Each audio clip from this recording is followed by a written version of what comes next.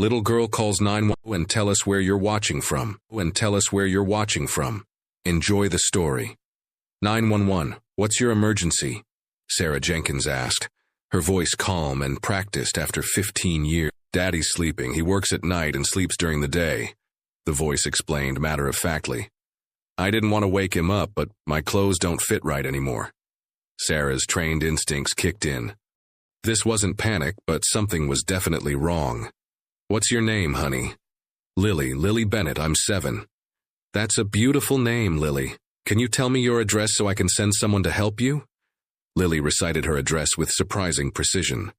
127 Maple Street, Bridgeport, Connecticut. The way children do when they've been taught for safety. Lily, I'm going to send Officer Olivia to come check on you, okay? She's very nice. Can you unlock the door for her when she arrives? Okay, Lily agreed. Then, after a pause, am I in trouble for calling? No, sweetie, not at all. You did the right thing. Meanwhile, Lily sat cross-legged on the worn carpet of her living room, the cordless phone pressed to her ear. She glanced down at her stomach and placed her free hand on the small but noticeable bulge. Yesterday, she had tried to measure it with a ribbon she found in her mother's old sewing box, marking the size with a crayon on the inside of her closet door. It was definitely bigger than last week. Through the thin walls, she could hear her father's deep breathing from the bedroom. Gregory Bennett hadn't always slept during the day. Before her mother left, he used to work regular hours at the hospital. Now he worked night shifts as a security guard, coming home exhausted just as Lily was waking up for school. When the knock came at the door 15 minutes later, Lily carefully placed the phone back in its cradle. She approached the door cautiously, standing on tiptoes to peer through the peephole at the uniformed woman outside. Lily, I'm Officer Olivia. Sarah from the phone sent me. Can you open the door, sweetie? Lily unlatched the chain and turned the knob, revealing a woman with kind eyes and a warm smile that somehow made her police uniform less intimidating. Hi, Lily, Officer Olivia said, kneeling down to the girl's level. Sarah told me you were worried about something. Can we talk about it? Lily nodded, instinctively taking Olivia's hand and leading her inside the modest home. It wasn't until Olivia was seated on their faded couch that Lily lifted the edge of her too-tight t-shirt and whispered the words that would change everything. See? It's getting bigger. Am I going to explode? Officer Olivia Parker's heart sank as she looked at Lily's slightly distended belly. The little girl's blue eyes were wide with genuine fear, her small fingers anxiously tracing the outline of her stomach. No, sweetie, you're not going to explode, Olivia reassured her gently. But I'd like to talk to your dad. Can we wake him up? Lily hesitated, twisting the hem of her shirt. He gets really tired after work. He doesn't like being woken up. Olivia glanced around the modest living room. It wasn't dirty exactly, but it showed signs of neglect. Mail piled on a side table, dishes in the sink visible through the kitchen doorway, and a general sense that thorough cleaning hadn't happened in weeks. Yet there were touches of care, too. Lily's backpack hung neatly by the door, and a refrigerator calendar marked with school events. Is your daddy the only one who takes care of you? Olivia asked carefully. Mommy left 2 years ago, Lily answered, her voice suddenly smaller. She went to follow her own path, that's what Daddy says. A noise from down the hallway interrupted them. A tall man with dark circles under his eyes and rumpled clothes appeared, his expression shifting instantly from drowsiness to alarm at the sight of a police officer in his living room. What's going on here? Gregory Bennett's voice was hoarse with sleep, but the protective edge was unmistakable as he moved toward Lily.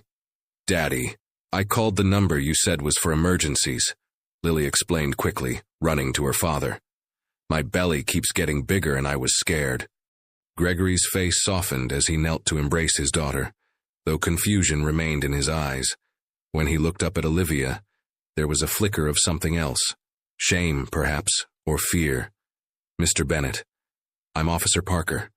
Your daughter called 911 because she was concerned about her health, Olivia explained professionally. Have you noticed the changes she's describing? Gregory ran a hand through his disheveled hair.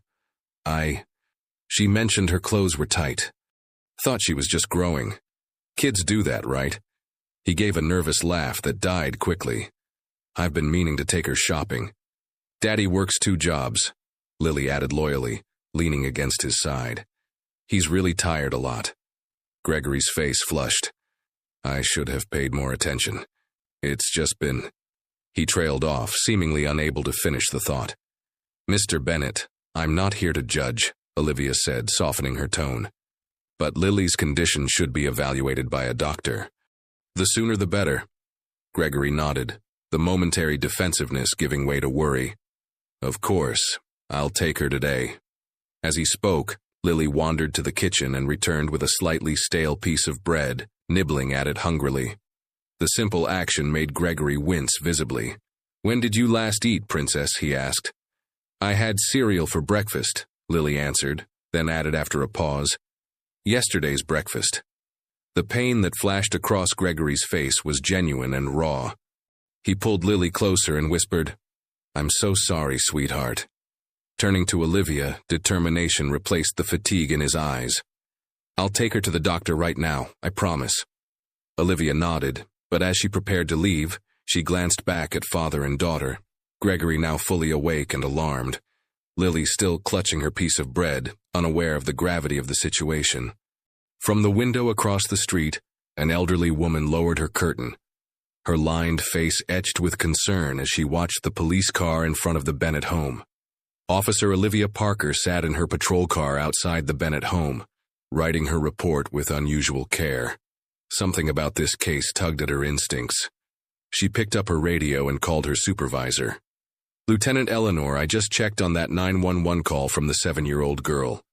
The growing belly, what did you find? Eleanor's voice crackled through the speaker. The girl's name is Lily Bennett, lives with her father, Gregory. Mother's not in the picture. Olivia hesitated. The home is, well, it's not neglected enough to warrant immediate action, but something's off. The father works nights, sleeps days. The girl seems to be alone a lot. Any signs of immediate danger? No, but her stomach is distended. The father seemed genuinely shocked when I pointed it out. He's taking her to a doctor now. Olivia tapped her pen against the steering wheel. I'm not sure if this is a case for child services yet, but I'd like to follow up. Trust your gut, Parker. File the report and check back in a couple of days. Across the street, Martha Wilson watched the police car through a gap in her lace curtains.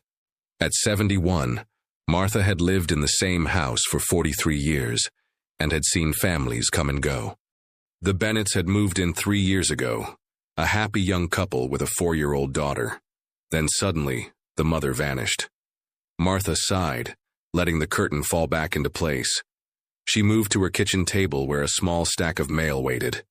Among the bills and advertisements was a community newsletter. She scanned it absently until a small notice caught her eye. Neighborhood watch meeting, building stronger communities together. Martha had never attended one before. What was the point living alone? But as she glanced again toward the Bennett's house, something stirred inside her. A memory of another child, long ago. Meanwhile, at the Bridgeport Medical Center, Gregory sat anxiously in the waiting room while Lily colored quietly beside him. His mind raced with worry and shame. How had he missed this? When had he stopped really seeing his daughter? It hadn't always been this way. Before Diana left, he'd been engaged, present. They'd had family dinners and weekend outings. He'd known every detail of Lily's life. But after Diana walked out, claiming she wasn't meant to be a mother, something broke inside him. Taking extra shifts seemed like the responsible thing to do, ensuring financial stability for Lily.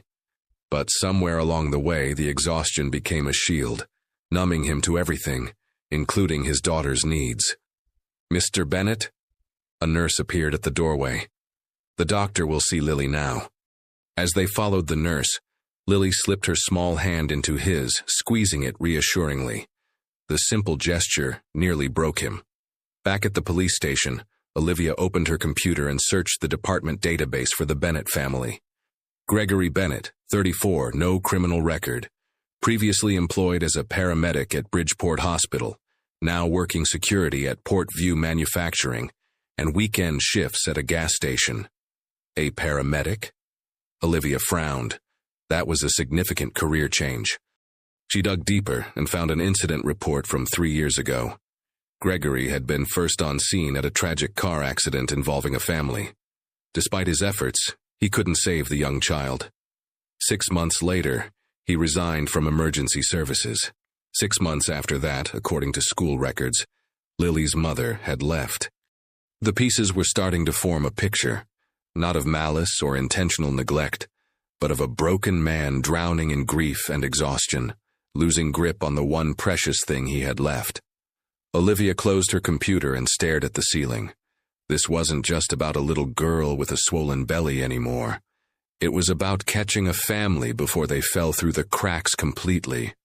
In her kitchen, Martha Wilson picked up her phone and dialed the number on the newsletter. "Hello? I'd like to attend the neighborhood watch meeting," she said, her voice stronger than it, and I have a particular concern I'd like to discuss. Dr. James Chen had been a pediatrician. Getting bigger? He asked, his voice kind but professional. Lily nodded. "It feels tight and sometimes it hurts a little. Am I going to explode like a balloon?"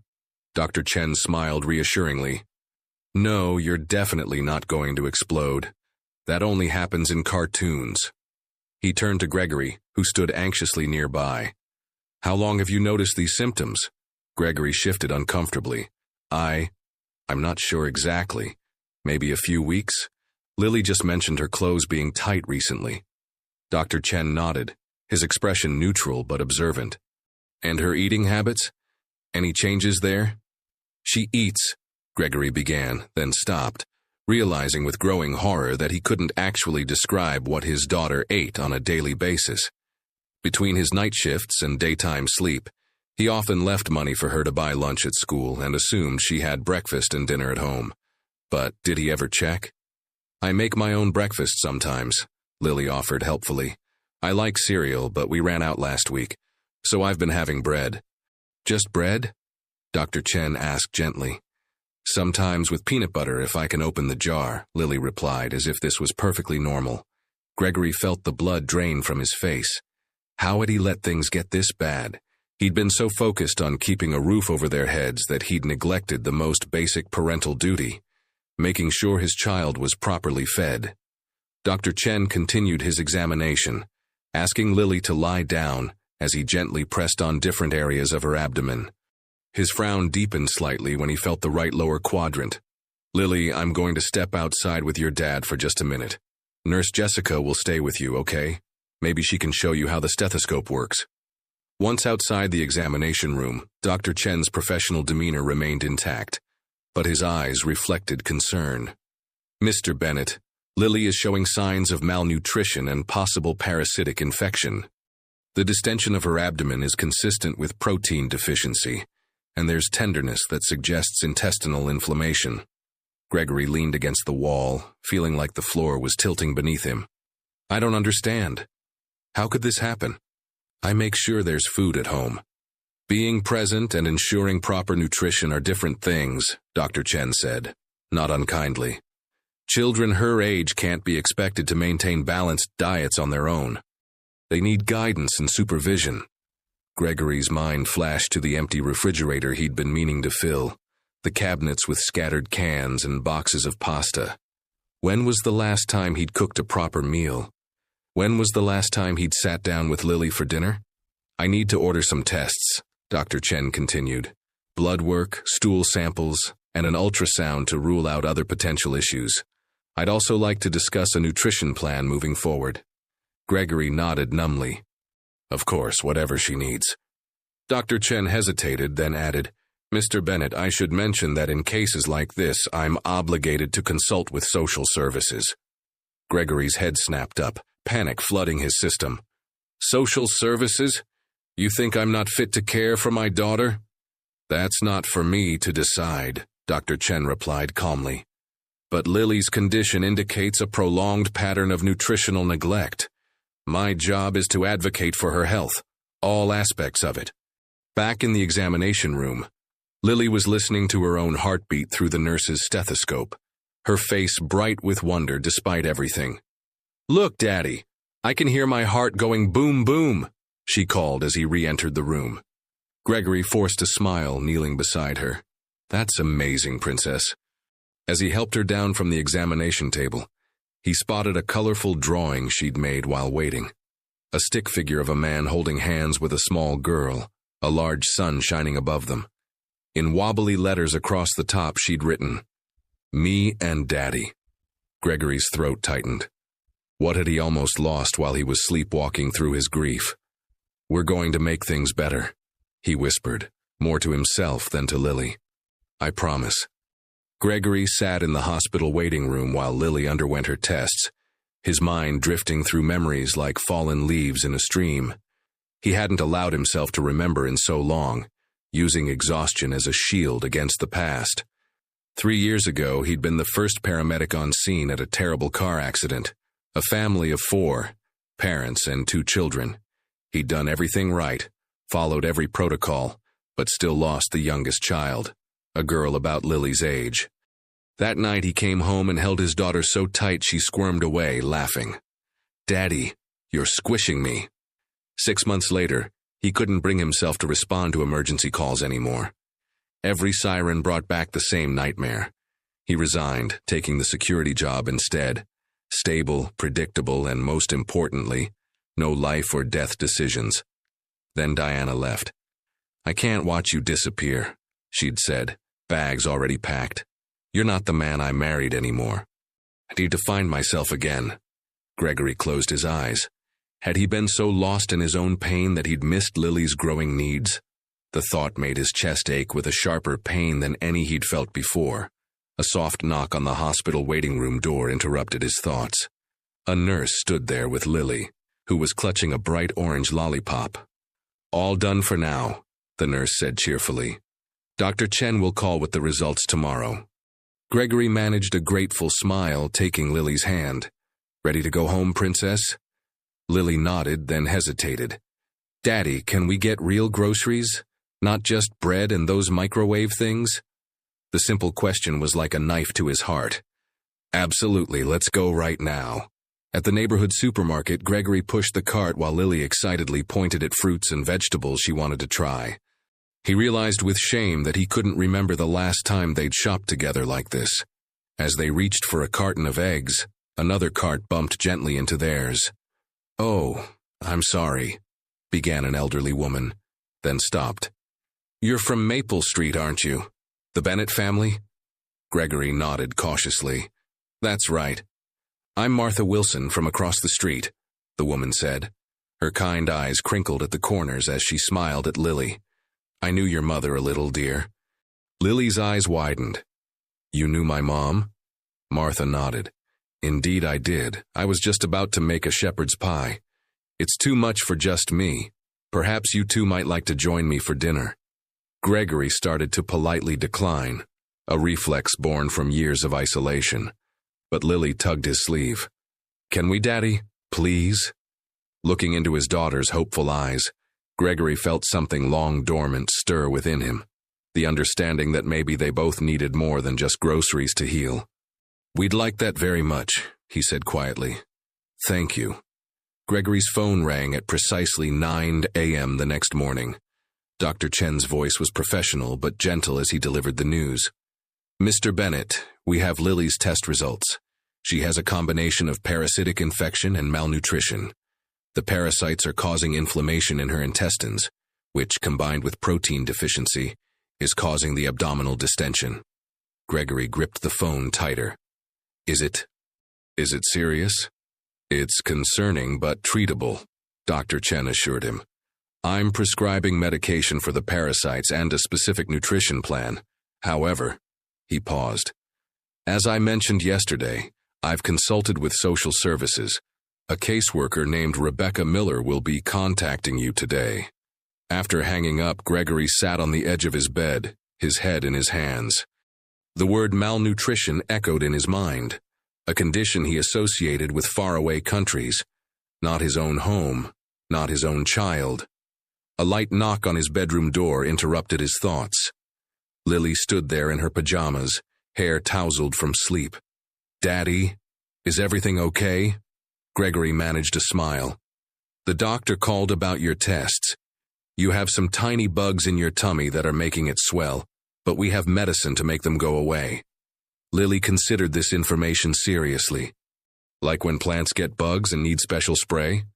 Gregory nodded, amazed by her simple understanding. Exactly like that. And we also need to eat better food to make you strong again. Like Martha's shepherd's pie? Lily asked hopefully. That was the yummiest thing ever. The previous evening at Martha's house had been unexpectedly pleasant. Her home was warm and lived in, filled with books and photos. The meal had been simple but delicious. Real food made with care, something neither of them had experienced in too long. Martha said I could come over any time to learn cooking, Lily added. Can I? Before Gregory could answer, the doorbell rang. Through the peephole, he saw a professional-looking woman in her 40s carrying a folder. Mr. Bennett, I'm Rebecca Miller from Child Protective Services. Rebecca's assessment was thorough but not unkind. She examined their home, checked their refrigerator, now stocked after yesterday's shopping, and spoke with Lily alone for 15 minutes while Gregory waited anxiously in the living room. Mr. Bennett, Rebecca said finally, I want to be clear. Our goal is family preservation whenever possible.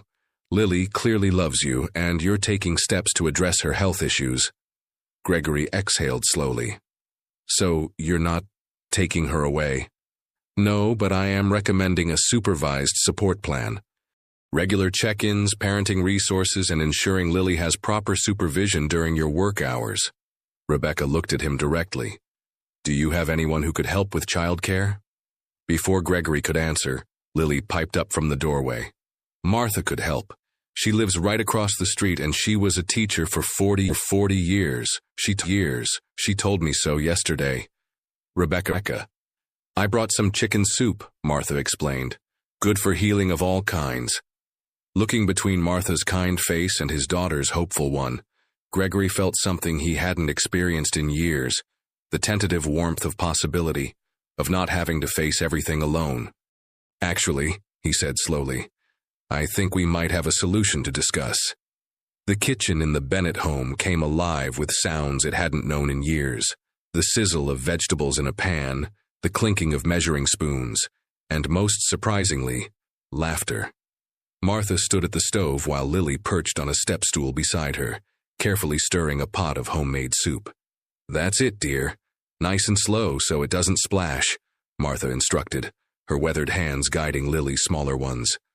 It had been 3 weeks since their arrangement began. Martha would come over after Lily returned from school, staying until Gregory woke for his night shift. The transformation in the household was remarkable, not just in the physical space, which was now cleaner and more organized, but in its emotional atmosphere. Martha, watch this, Lily exclaimed, carefully adding chopped carrots to the pot.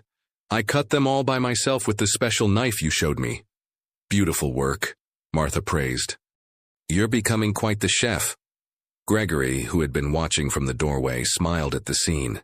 Lily's face had filled out, losing the gaunt look that had haunted him since the doctor's appointment. Her medication was working, and the nutrition plan, enthusiastically implemented by Martha, was restoring her health visibly day by day. Something smells amazing, he said, entering the kitchen. Daddy, I'm making chicken and vegetable soup. Well, Martha is helping, but I'm doing lots of it. Lily beamed, her cheeks flushed with pride. I can see that, Gregory replied, planting a kiss on her head. Thank you, Martha, for everything. Martha waved away his gratitude. It's good for me too, you know. That house gets mighty quiet with just me rattling around in it. Later, after dinner and when Lily was absorbed in drawing at the coffee table, Gregory spoke quietly to Martha. I had my second session with the counselor today. Martha nodded encouragingly. And how was it? Gregory considered the question. The therapy had been Rebecca's suggestion, part of the support plan to address the underlying issues that had led to his withdrawal from Lily's life. Difficult, he admitted. We talked about the accident, about Diana leaving, things I've been avoiding thinking about. Healing isn't always comfortable, Martha said gently, but it's necessary. I realized something today, Gregory continued, his voice dropping even lower so Lily wouldn't hear. I've been so afraid of failing Lily that I paralyzed myself. After losing that little girl in the accident, after Diana left, I think I was terrified of making decisions, of being responsible for anything that mattered. Martha's eyes were kind but didn't shy away from the truth. Fear can make us retreat when we should be advancing. I didn't even see what was happening to her, Gregory whispered, his voice catching. How could I have missed something so basic? You're seeing now, Martha replied firmly. That's what matters. Across the room, Lily held up her drawing triumphantly. Look, it's us. This is you, Daddy, and this is Martha, and this is me in the middle. The crayon figures stood hand in hand, a makeshift family created not by birth but by circumstance and choice. Martha smiled, her eyes suddenly misty. My son would have been 52 this year, she said quietly to Gregory. I lost him when he was just 20, car accident. Gregory looked at her in surprise. I had no idea. We all have our stories, Martha said, watching Lily add final touches to her drawing. Sometimes they get a chance to continue in ways. Nursing, certain patients stayed with you. Lily Bennett was one of them. The way she'd asked so innocently if she was going to explode had broken Amelia's heart. That evening, sitting at her kitchen table after a long shift, Amelia opened her laptop and began typing. Today, I met a 7-year-old who called 911 because her belly was growing and she was scared. No dramatic injury, no obvious emergency. Just a child confused about her own body and with no one to ask. Her father works nights, sleeps days. She'd been making her own meals, mostly plain bread, for weeks. Her belly wasn't growing from any sinister cause, but from malnutrition and parasites. The system worked today. She got medical care. Social services stepped in. But how many children are out there, suffering quietly, falling through the cracks? Sometimes the most desperate calls for help come in the smallest voices. Amelia hesitated before hitting post. Hospital policy strictly prohibited sharing patient information. She'd removed all identifying details, no names, no specific location. But still, was this crossing a line? She thought again of Lily's wide, trusting eyes, and decided some stories needed to be told. She added a final line. Check on the children in your neighborhood. Sometimes it takes a village, even in 2025. Then she posted it to her personal page. By morning, her post had been shared 5,000 times. By afternoon, 50,000. Valerie Torres scrolled through her newsfeed during her lunch break at the Bridgeport Gazette, where she worked as a features reporter. The anonymous story about the little girl with the growing belly caught her attention immediately. As a journalist with an interest in community issues, her instincts told her there was more to this story, and that it might resonate with their readers. Did you see this viral post about the kid who called 911? She asked her editor, Michael. He glanced at her screen. Interesting. Think it's local? The writing style sounds like someone with medical training. I could check with my contacts at Bridgeport Medical Center, Valerie suggested. Michael nodded. If it is local, find out more. But remember, no exploiting kids for clicks. Meanwhile, Gregory Bennett was having his first good day at work in years. His supervisor had noticed the change in him. More alert, more engaged. He'd even volunteered to help train a new security guard, something the old Gregory would never have done. During his break, he checked his phone and found a text from Martha with a photo attached. Lily at the kitchen counter, focused intently on rolling out cookie dough, flour dusting her cheeks and a wide smile on her face. For the first time in years, Gregory felt like he might be doing something right. That feeling vanished the moment he returned home and found Martha waiting for him with an unusually serious expression. Gregory, there's something you should see, she said, handing him her tablet. On the screen was a social media post with thousands of comments and reactions. As he read it, his stomach tightened. This is about Lily, isn't it? He whispered. Martha nodded solemnly. It doesn't name names, but anyone who knows us could figure it out. Gregory finished, panic rising in his throat. Would this affect his custody arrangement? Would Rebecca from social services see it as evidence that he was an unfit parent? From her bedroom down the hall, they heard Lily giggling as she played with her toys, blissfully unaware that her story had touched thousands of hearts, and that her family's private struggle had just become very, very public. The viral post about the little girl with the growing belly continued to spread like wildfire. By the next morning, it had been shared by several celebrities and parenting groups, reaching over 1 million people. Comments flooded in from around the country. "This breaks my heart. Sending love to this little girl. I grew up making my own meals while Mom worked 3 jobs. This hits home. We need better support systems for working parents." At Bridgeport Medical Center, the staff was abuzz with speculation. Though the post contained no identifying information, many suspected it referred to a recent patient. Dr. Chen was cornered in the break room by Valerie Torres, who had managed to get past the front desk with her press credentials. "Doctor, I'm investigating a story about a child who called 911 about her swollen belly. Can you confirm if this happened at your hospital?" Dr. Chen's expression remained neutral. "Ms. Torres, I cannot discuss any patients or confirm any details. Patient confidentiality is absolute." "I'm not asking for names," Valerie pressed, "but this story has resonated with thousands of people. Don't you think it highlights important issues about child welfare and community support? If you want to discuss those topics generally, I'd be happy to, but I won't connect them to any specific case." Dr. Chen stood firm. "Now, if you'll excuse me, I have patients waiting." At the Bennett home, Gregory paced the living room while Martha sat calmly on the couch. "What if social services sees this as evidence that I can't take care of Lily?" Gregory's voice was strained. "They could take her away." "Gregory," Martha said firmly, "Rebecca already knows everything about Lily's condition. The post doesn't reveal anything new to her. But the public shame of it—" "There's no shame in getting help when you need it," Martha interrupted. "Besides, no one is named. It could be any family anywhere." Their conversation halted when Lily bounced into the room, her face bright with excitement. "Daddy, can we go to the park? Martha taught me how to play hopscotch." Gregory forced a smile. "Sure, princess. Let me just change out of my work clothes." As he headed to his bedroom, his phone rang.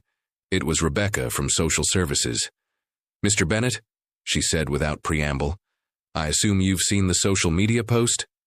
Gregory's heart sank. "Yes. I'm sorry if you have nothing to apologize for," Rebecca cut in, surprising him. "I'm calling because my office is being flooded with you'd feel about accepting some of this assistance, anonymously, of course." Gregory was speechless. The idea that strangers wanted to help them was overwhelming. "I don't know what to say," he finally managed. "You don't need to decide now," Rebecca assured him. "But Gregory, sometimes letting people help isn't just good for you, it's good for them too. It creates community." After hanging up, Gregory stood by his bedroom window, watching Lily and Martha drawing a hopscotch grid on the sidewalk with chalk. Lily was laughing, her face healthier and happier than it had been in months. Outside, unnoticed by any of them, Valerie Torres drove slowly past the house, making mental notes. The police officer who had responded to the 911 call had been reluctant to share details, but had let slip that it happened on Maple Street. It wasn't much, but for a determined journalist it was a start. What Valerie didn't yet know was whether this story would be one of exploitation or healing, and how her choices might impact a fragile family just beginning to rebuild. Valerie Torres sat in her car, watching the Bennett house from a distance. Professional instinct told her this was the family from the viral post, but journalistic ethics made her hesitate. A story this sensitive required careful handling, especially with a child involved. Her phone buzzed with a text from her editor. "Any progress on the 911 story?" Before she could respond, a tap on her window startled her. Officer Olivia Parker stood beside her car, expression stern. "Ms. Torres, right? Mind telling me why you're watching this house?" Valerie rolled down her window. "Just following a lead." "On a story involving a minor," Olivia stated flatly. "I've heard about your inquiries. The public has a right to know." "That child has a right to privacy," Olivia countered. "This isn't a scandal to expose, it's a family healing." Their standoff was interrupted by Gregory's therapist's office across town. In the middle of his weekly session, Gregory broke down completely. "I keep seeing it. That accident. The little girl was the same age as Lily," he confessed, tears streaming down his face. I did everything right, followed every protocol, but she still died in my arms. After that, every time I looked at Lily, I'd panic thinking, what if I fail her too? His therapist, Dr. Melissa Rivera, listened attentively. So you created distance, she observed gently. Gregory nodded. I thought working nights was practical. Better pay, we needed the money after Diana left. But really, his voice broke. I was running away. Even at home, I wasn't present. I was so afraid of making a mistake that I made the worst one possible. I stopped being her father. Gregory, Dr. Rivera said, leaning forward. Paralyzing fear of failure often leads to the very outcome we're trying to avoid. But you're doing something many people never manage. You're facing it. Am I too late? He whispered. Have I damaged her forever? Children are remarkably resilient, especially when they know they're loved. The question is, what will you do now? Meanwhile, at the Bennett home, Martha was teaching Lily how to make homemade bread when there was a knock at the door. Rebecca from Social Services stood there with a kind smile. Just a routine check-in, she explained as Martha invited her in. Rebecca observed Lily proudly showing off her bread-kneading skills, noting the child's improved appearance and evident happiness. Martha, Rebecca said quietly while Lily was distracted, I need to speak with you about something concerning. She explained about the journalist asking questions around town. If this story breaks with identifiable details, it could affect all of you. Martha's face hardened with determination. That child has been through enough without becoming a public spectacle. Outside, Olivia was still confronting Valerie. Before you pursue this, you should know something, Olivia said. That father was a paramedic who lost a child during an emergency call. It broke him. Now he's fighting his way back for his daughter's sake. Valerie frowned. This was a dimension she hadn't considered. What if... She started slowly. What if there's a different angle here? Not exploiting their pain, but highlighting how communities can support families in crisis. Olivia studied her skeptically. Would your editor go for that? If I make it compelling enough, Valerie said, a new idea forming. When Gregory returned home that evening, he found Martha waiting with Rebecca and, surprisingly, Officer Olivia. Their serious expressions sent a chill through him. What's happened? Is Lily okay? She's fine, reading in her room, Martha assured him. But we need to talk about a journalist who's been asking questions and how we want to handle this situation. Gregory sank into a chair, feeling the fragile new life they were building threatened from all sides. I won't let anyone hurt Lily, he said with quiet determination. Not even with good intentions. The Bennett living room had never hosted such an unlikely gathering. Gregory sat tensely on the edge of his armchair, while Martha, Rebecca, and Officer Olivia formed a protective semicircle around him. The air was thick with concern. I've been thinking about this situation, Martha began, her voice steady despite her age. Gregory, you're making wonderful progress as a father. Lily is flourishing. We can't let this media attention derail everything. Rebecca nodded in agreement. I've seen remarkable improvement in both of you. My recommendation is to close the supervision requirement ahead of schedule. Gregory looked up in surprise. Really? Yes, but there's one condition, Rebecca continued. We need a formal childcare arrangement while you're working. Martha straightened her shoulders. That's what I wanted to discuss. I'd like to propose becoming Lily's official caregiver during your work hours. Gregory's expression softened. Martha, you've already done so much. Let me finish, Martha said with a smile. I was a teacher for 40 years. I've been rattling around alone in that house since my Albert passed 15 years ago. Being with Lily, her voice wavered slightly. It's given me purpose again. Officer Olivia, who had been quietly observing, spoke up. What about the journalist? I had a conversation with Ms. Torres, Olivia explained. She seems genuinely interested in the community aspect of this story, not just sensationalism. I don't want Lily exposed, Gregory said firmly. What if, Rebecca suggested thoughtfully, we controlled the narrative? Ms. Torres wants a story. What if we gave her one, on our terms? The next day, Lily bounced excitedly around the kitchen as Martha helped her pack her lunch. Are you really going to be my official grandmother helper? Lily asked, her eyes bright. Martha chuckled. Well, that's not the legal term, but essentially, yes, if your father agrees. I already asked him. He said it was the best idea ever. Lily carefully placed her sandwich in her lunchbox. Can I call you Grandma Martha? Martha's hands stilled, her heart swelling with unexpected emotion. I would be honored, sweet girl.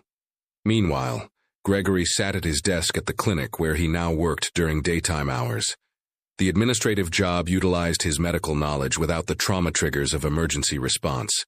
His supervisor, Dr. Harris, stopped by his office. Bennett, I've been impressed with your work these past few weeks. How would you feel about expanding your role? We need someone to coordinate our community outreach program. Gregory looked up in surprise. Community outreach? Preventative care education? Resources for underserved families? Dr. Harris explained.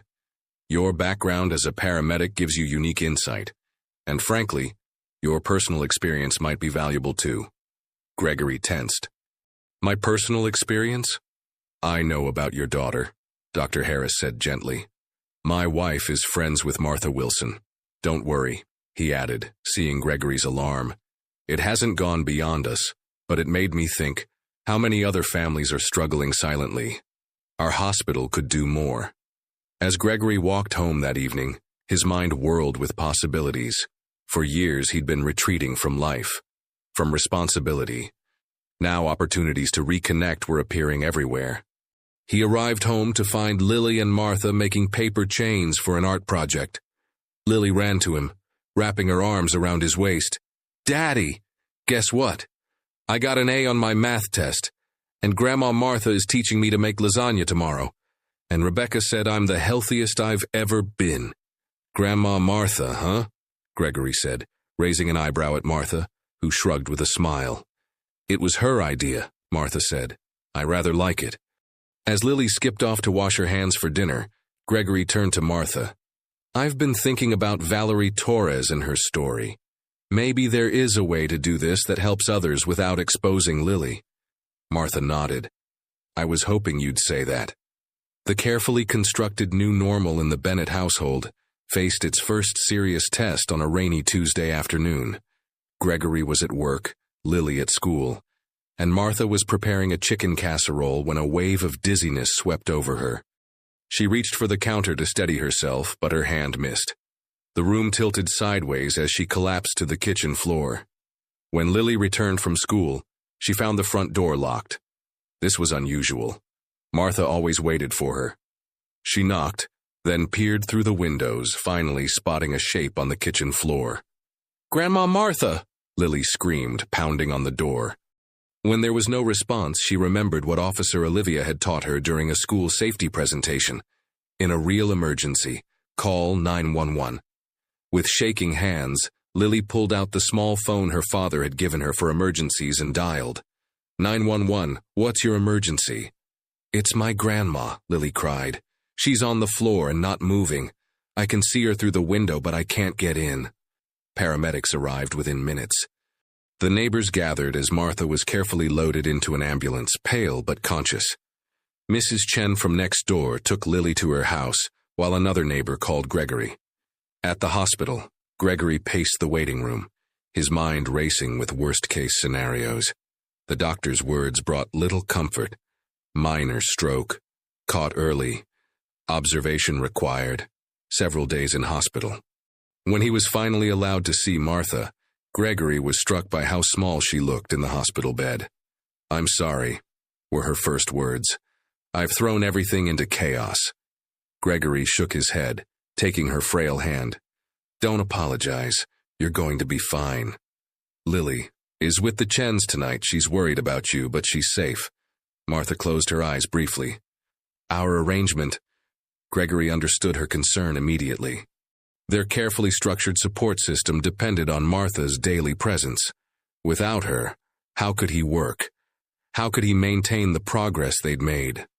That evening, as he picked up Lily from the Chens, his phone rang. It was Rebecca from Social Services. I heard about Martha, she said. How is she? Stable, but they're keeping her for observation. Rebecca, I don't know what to do. I can't leave Lily alone, but if I miss work, we'll figure something out, Rebecca assured him.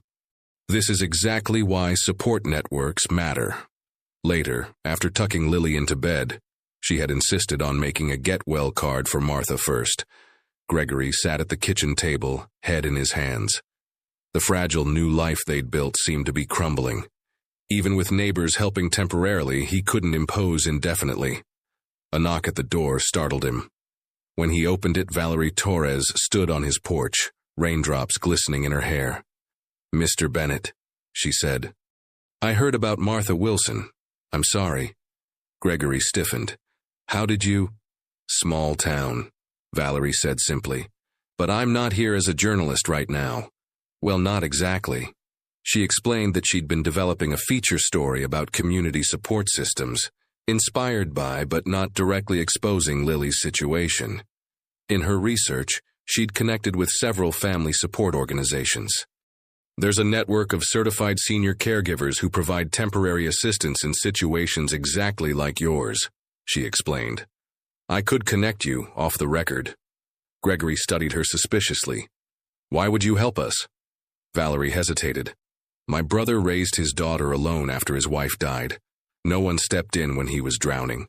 She ended up in foster care for 2 years before he got back on his feet." Her eyes met Gregory's. "Some stories matter more than others. This one, it's personal." As she turned to leave, she added, "Oh, and that story I mentioned? I still want to write it, but I want to do it right, focusing on solutions, not exploitations." His phone rang. His bedroom door, watching her sleep. The card she'd made for Martha lay on her nightstand. A colorful drawing of 3 stick figures holding hands with, "Get better soon, Grandma Martha. We need you," written in crooked letters. Something had shifted tonight. The very vulnerability he'd feared, being exposed, needing help, might actually be their strength. The article appeared in the Sunday edition of the Bridgeport Gazette, taking up the entire front page of the lifestyle section. The headline read, "When a community becomes family, how Bridgeport residents are redefining support systems." Valerie Torres had kept her word. There were no names, no specific identifying details about Lily or Gregory. Instead, the story wove together several narratives of families facing different challenges. Single parents working multiple connections had created lifelines. A quote from a local medical professional explained how easily childhood nutrition issues could be missed, especially in hard-working families where parents were stretched thin. Logical family lines. Gregory read the article at Martha's hospital bedside, his throat tightening with emotion. "She did a beautiful job," Martha said softly, her voice still slightly weaker than normal. "It's respectful, but powerful." "Listen to this part," Gregory said, reading aloud. "What began with a child's confused call to 911 has sparked a movement in Bridgeport. Residents are creating neighborhood meal-sharing programs, after-school supervision networks, and elder companionship initiatives. The little girl whose belly was growing due to malnutrition is now healthy, thriving under the care of her father and an adopted grandmother from across the street." Martha smiled. "That's our girl." The hospital door opened and Lily burst in, followed by Rebecca. "Grandma Martha!" Lily ran to the bed, carefully hugging Martha as she'd been instructed. "Look what I made you." She proudly presented a handmade book titled Our Family Story, filled with crayon drawings of their daily activities together, cooking, gardening, reading. "This is the most beautiful gift I've ever received," Martha said, tears welling in her eyes. Rebecca approached Gregory with a folder. "I have some news. Based on your consistent progress and the strong support network you've established, we're officially closing Lily's case. You've done extraordinary work, Gregory." As Rebecca left, Gregory's phone began ringing incessantly. The article had struck a chord, and people were reaching out. Other single parents seeking advice, seniors offering childcare help, community organizers wanting to expand the initiatives mentioned in the story. By evening, something remarkable had happened. A local church offered their space for a weekly community dinner, where families could share meals and resources. The hospital where Gregory worked announced a new preventative care program for underserved neighborhoods. 3 retired teachers volunteered to create an after-school program. It's overwhelming, Gregory confessed to Martha, as Lily colored quietly in a chair nearby. That's how healing works sometimes, Martha replied. It ripples outward, touching more lives than you could imagine. That night, as Gregory tucked Lily into bed, she asked a question that caught him off guard. "Daddy, are we famous now? Jenny at school said she saw a story about us in the newspaper." Gregory sat on the edge of her bed. "Not exactly, sweetheart. The story doesn't use our names. It's about how people can help each other, like how Grandma Martha helps us, and how we help her too." Lily considered this. "Like a family?" "Yes," Gregory said, suddenly understanding something fundamental. "Exactly like a family." Later, he stood in Lily's doorway, watching her sleep peacefully. Her belly was now the healthy, slightly rounded tummy of a well-nourished child. The medicine had cleared the parasites, and Martha's nutritious cooking had done the rest. His phone vibrated with a text from Valerie. "Check your email. Someone important reached out after reading the story." When Gregory opened his email, he froze. The message was from Diana, Lily's mother. After 2 years of silence, she had written a single line. "Is she really okay now?" Gregory stared at the screen, a storm of emotions swirling within him. This was a complication he hadn't anticipated in their newly stabilized lives. Gregory's thumb hovered over Diana's email for what felt like hours. 2 years of silence, and now this? A part of him wanted to delete it without responding, to protect the fragile happiness they had built. But another part knew that Lily deserved more than that. After a sleepless night, he showed the email to Martha, who had been discharged from the hospital with orders to rest at home. "What should I do?" he asked, sitting in her living room while Lily played in the garden. Martha considered carefully. "What does your heart tell you?" "That I'm scared," he admitted. "Diana left when things got hard. What if she disrupts Lily's life and then disappears again?" Martha nodded thoughtfully. "That's a valid fear. But Gregory, remember how far you've come. You're not the same man you were when Diana left." That afternoon, the Bennett home bustled with activity.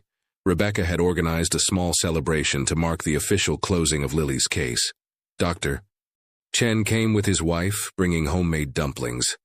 Officer Olivia arrived with a children's book about a police officer. Even Valerie stopped by briefly with a potted plant. The house that had once felt so empty was now filled with laughter and conversation. Lily moved confidently among the adults, proudly showing Dr. Chen how much her belly had returned to normal. "See? No more bugs inside me," she declared, making everyone smile. As the gathering continued, Martha pulled Gregory aside. "There's something I need to tell you," she said quietly. "Something I should have shared months ago." They stepped onto the porch, away from the festivities. "Before Diana left," Martha began, "she came to see me. I didn't know her well, just neighborly hellos. But she appeared at my door one evening, clearly distraught." Gregory stared at her in shock. "What? Why didn't you tell me?" "She made me promise not to," Martha explained. "She told me she was suffering from severe depression, that she couldn't be the mother Lily deserved, that she was afraid she'd make things worse if she stayed." Gregory sank onto the porch step, memories flooding back, Diana's increasing withdrawal, the vacant look in her eyes that he'd been too wrapped up in his own trauma to truly see. "She wasn't just abandoning you," Martha continued gently. In her mind, she was protecting Lily from her downward spiral. "She asked me to keep an eye on you both from afar." "And you did," Gregory whispered. Martha nodded. "Though not as closely as I should have. I was afraid of overstepping. By the time I realized how bad things had gotten, Lily had already made that 911 call." Inside, they could hear Lily giggling as Officer Olivia presumably entertained her with police stories. "Diana wasn't well," Martha said. "Neither were you. But you found your way back to Lily. Maybe Diana is trying to find her way too." Later that evening, after all the guests had left and Lily was asleep, Gregory opened his laptop and composed a reply to Diana. "Lily is healthy and happy now. We've had a difficult journey, but we're in a good place. If you're serious about reconnecting, we should talk first. Just you and me, before involving Lily. His finger paused over the send button only briefly before pressing it. The next morning, Saturday, Gregory made pancakes, Lily's favorite. As they sat eating breakfast, with Martha joining them as she did most weekends now, Lily suddenly asked, "Daddy, do you think Mommy ever thinks about me?" Gregory and Martha exchanged glances. "I'm sure she thinks about you all the time, sweetheart," Gregory said carefully. "I drew this for her," Lily said, pulling a folded paper from her pocket. It was a family portrait, Gregory, Lily, Martha, and a fourth figure standing slightly apart. "That's beautiful, Lily," Martha said. "You've included everyone who loves you." Gregory studied his daughter's face, healthier, happier, but still carrying questions no child should have to bear. Whatever happened with Diana, he realized, they would face it together, as the family they had become. "Grandma Martha," Lily said suddenly, "can you teach me to make those special cookies today? The ones with the jam in the middle." "Thumbprint cookies?" Martha smiled. "Of course, dear." As Lily scampered off to wash her hands, Gregory whispered to Martha, "Thank you for everything." Martha patted his hand. "Family isn't always blood, Gregory. Sometimes it's who stays when everyone else walks away." 6 months had passed since Lily's 911 call about her growing belly. The seasons had changed, summer turning to fall, and with them, many other things had transformed as well. On a crisp October morning, Gregory stood in the community center gymnasium, addressing a room full of parents, healthcare workers, and community volunteers. He wore a button-up shirt with no tie, professional but approachable, much like the man himself had become. "When my daughter called 911 because her belly was growing, I was asleep," Gregory began, his voice steady despite the emotion behind his words. "Not just physically asleep, but emotionally too. I had retreated so far into my own pain that I couldn't see hers." The room was silent, everyone captivated by his honesty. Today, Bridgeport's Family Connection Network has helped over 50 families find support. Children who might have gone to bed hungry are eating nutritious meals. Parents working multiple jobs have reliable childcare. Seniors who were isolated have purpose and community again. From the front row, Lily beamed at her father, her healthy face glowing with pride. Beside her sat Martha, now fully recovered, elegant in a simple blue dress. "The greatest lesson I've learned," Gregory continued, "is that strength isn't about handling everything alone. It's about having the courage to reach out and accept help when you need it." After the presentation, as people mingled and shared stories, Dr. Chen approached Gregory. "The hospital board approved the expansion of our preventative care program," he said. "Your experience as both a paramedic and a parent made a compelling case." Gregory smiled. "I never thought I'd work in emergency medicine again, but training new paramedics to recognize signs of family distress, it feels right." Across the room, Lily was showing Officer Olivia her newest drawing, a detailed picture of their neighborhood with every house connected by colorful lines. "It's our community web," Lily explained seriously. "See, this is our house, and this is Grandma Martha's, and the lines show how everyone helps each other." Olivia knelt beside her. "That's beautiful, Lily. You know, your story has helped a lot of people learn to ask for help when they need it." Lily considered this. "My belly doesn't grow anymore. Martha says that's because I eat vegetables now," she said matter-of-factly. "But Daddy says I've grown in other ways." Later that evening, the three of them, Gregory, Lily, and Martha, sat on Martha's porch swing, enjoying the sunset. A calendar hanging by the door was marked with upcoming events: Lily's school play, Gregory's community outreach training, Martha's senior book club that she now hosted. "I got another email from Diana today," Gregory said quietly, while Lily was distracted by a squirrel in the yard. Martha raised an eyebrow. "And?" "She's been in therapy for 18 months. She's stable, working again." Gregory watched his daughter carefully. "She'd like to meet for coffee next week just to talk." Martha nodded. "How do you feel about that?" Gregory took a deep breath. Nervous, but not afraid anymore. Whatever happens, we're solid now. "Daddy, Grandma Martha, look," Lily called, pointing to a rainbow arching across the evening sky. As they admired nature's display together, Gregory reflected on their journey. The physical symptoms that had prompted Lily's call were long gone. Her belly was the normal, healthy size of a well-nourished 8-year-old. But something much more significant had grown in their lives: understanding, connection, and a kind of family that transcended traditional boundaries. "You know," Martha said softly, "when I first heard Lily call 911, I thought it was the saddest thing, a child with no one to turn to but strangers." "And now?" Gregory asked. Martha smiled, watching Lily chase fireflies that had begun to appear in the twilight. "Now I see it was the bravest thing.